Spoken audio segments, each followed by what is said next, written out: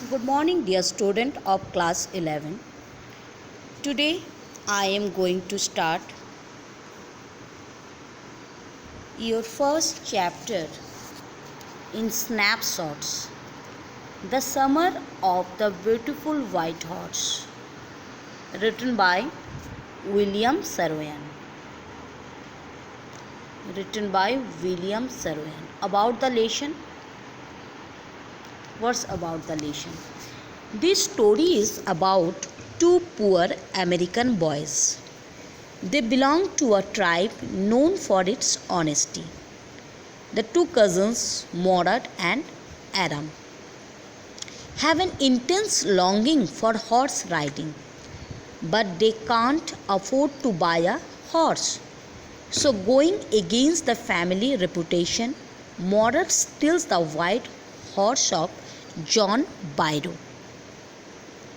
Aram is shocked because it is a stolen horse, but he discounts the charge of stealing and goes for a ride.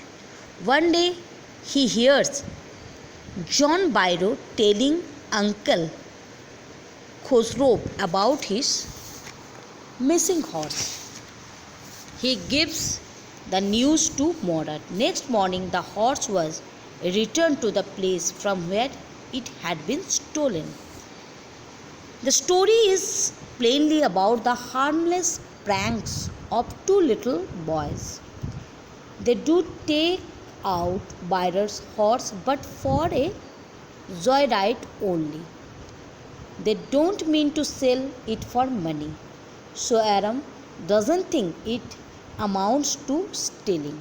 The story has a funny character, Uncle Khosrow, who silences every speaker with his roar. He is crazy. The story gives us a glimpse of trivial life. It also ends on a happy note.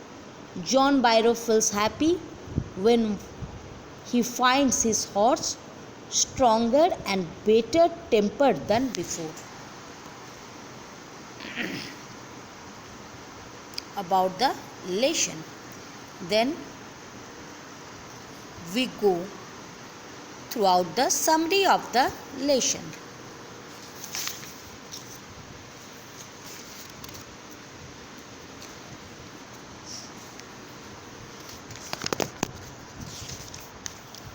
Aram and Maud were cousins. Aram was 9 years old while Morad was 13. Morad was a lively and adventure-loving boy, but he was considered crazy. Both were fond of horse riding. They belonged to the Garflonian tribe. They were too poor to buy a horse, but their family was famous for honesty and they were proud of it. They believed in doing the right things and not cheating anybody. Stealing was unthinkable. They were the natives of Armentia. One summer morning, Morad came to Aram's house and woke him up by tapping on the room window. Aram jumped out of bed and looked out the window. He saw Morad sitting on a beautiful white horse. He rubbed his eyes to make sure that he was not dreaming. He could not believe that Morad had bought or borrowed the horse. The only other way was that he had stolen it. But it was difficult to believe. No member of the family could be a thief. Morad told Aram to come out quickly if he wanted to enjoy a horse ride. Aram was both delighted and frightened. He asked his cousin where from he had stolen that horse. But he got no reply. Evidently, Morad had stolen the horse. Aram was tempted to go for a ride. He told himself that stealing a horse for a ride was not the same thing as stealing money. They were just crazy about horses. They would be guilty of stealing only if they offered to sell the horse for money. Aram put on his clothes and sat on horseback behind his cousin. Behind their house was the countryside, fruit gardens, irrigation pits, and grapevines. The horse began to trot, and Maud begins to sing aloud. There was a crazy streak in the family which Mordred had inherited. Their uncle Khosrow was also crazy. He was furious in nature, irritable and impatient. He did not allow anybody to speak. His pet words were, "It is no harm. Pay no attention to it." Once his own house was on fire and he was the barber's shop. His son Arak ran to the shop to tell about the fire, but he as well wrote that he was no harm. Mordred's own father Zorab was a very practical man, but Mordred was the natural descendant of his uncle. Anyway, the two cousins let the horse run as long as it felt like running. At last, Mordred asked Aram to get down. He wanted to ride alone. He said proudly that he had way with a horse. He named this white horse Vizier. Aram too wanted to ride alone, but he was told to wait. He was given a chance and he had a bad experience. The horse ran off breakneck speed. Aram fell, but the horse continued running. It took them half an hour to find and bring back the horse. It was morning, the whole world was awake. Their problem was to hide the horse, but Mordred knew a place. Aram asked him again how long ago he had stolen the horse.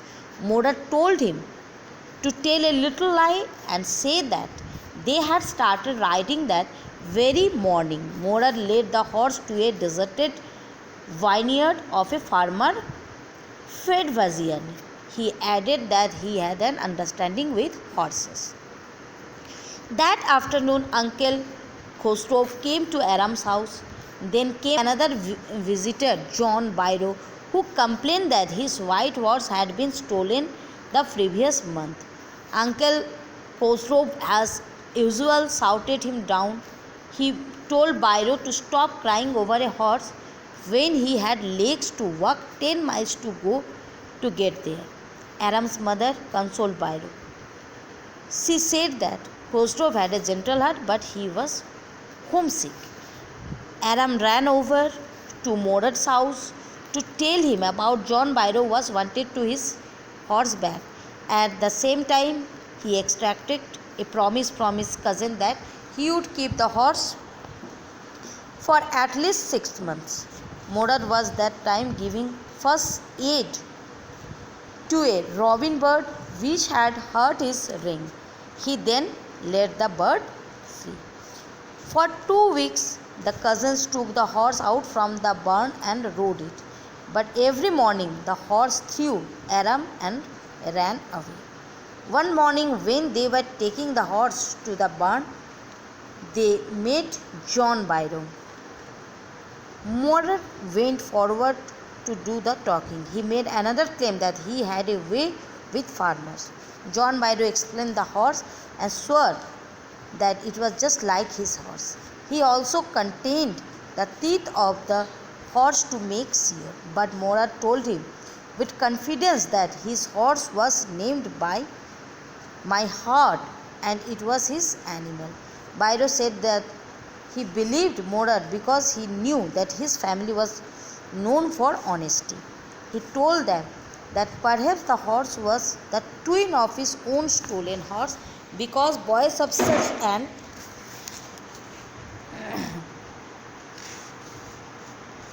family could never steal. Early the next morning, the cousin took the horse to Byro's vineyard and put it there. The dogs there did not bark.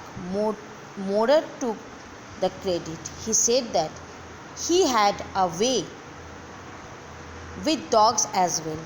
He patted the horse lovingly before taking leave of it. The afternoon, John Byro came to Aram's house in a carriage drawn by his white horse. He, however, wondered at the change that occurred in the horse. He looked stronger than ever and better tempered too. He thanked God for the recovery of his lost horse, but Uncle Khosrow was irritated and shouted at him to shut up. Student, this is the summary of this lesson. Thank you, student.